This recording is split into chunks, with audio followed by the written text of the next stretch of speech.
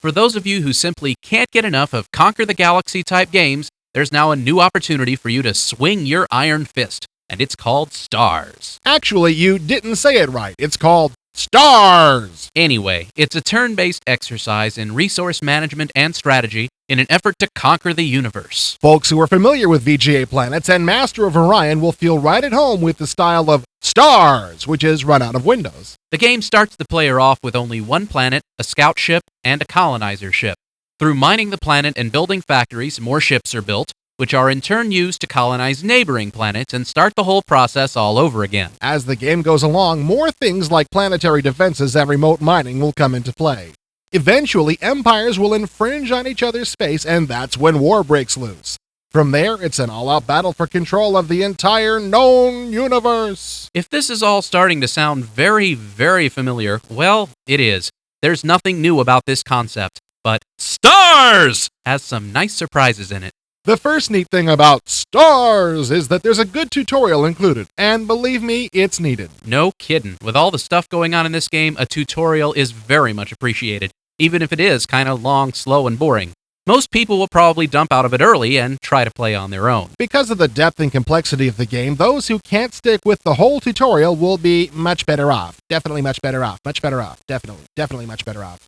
Another great feature of Stars is the ability to assign routes and assignments to ships. For example, say Planet A has no ironium and Planet B has a lot. It's possible to assign a ship to go to Planet B, load up on ironium, go back to Planet A and dump it off, fuel up, and head on back for more. The ship will continue doing this until it's stopped. But what's more, you can assign any number of tasks in whatever order you want. You can have one ship go to Planet A, load up on colonists, go to Planet B, load up on ironium, travel to Planet C and dump everything, fuel up, and start all over again. The control you have over your ships is great. But this is far from a perfect game. The main flaw in Stars is in the interface. You call that an interface? I simply thought it was part of the game, the most challenging part. Challenging is right. This interface is complicated. It's made up of a series of windows, each with its own information, each of which you can collapse and expand. It sounds like a good idea, but unless you run it in 1024 by 768 resolution, there just isn't enough space on the screen to have everything open at once. Which I suppose is the reason that you can collapse each window, but I like having all of the information available at once. Even after playing for a while, the interface was still difficult to use. The interface is trouble only in the main gaming screen. Unfortunately, that's where you spend most of the time. But the other parts of the game are done well. Take the ship design screen, for instance. When you design a ship, you get all available technology in one area and the layout of the ship in another. So all you have to do is click on an item you want to put on the ship, drag it to the position you want, and drop it in. It's that simple. Yeah, it is very simple. It doesn't make up for the rest of the interface, but at least the designing of the ships is about as easy as any game out there.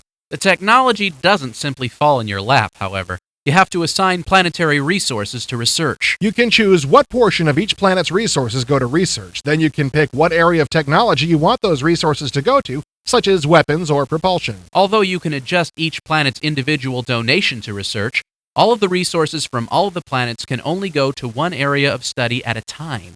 This very easily could have been a forgettable game, but it has some nice features in it which make it worth noticing.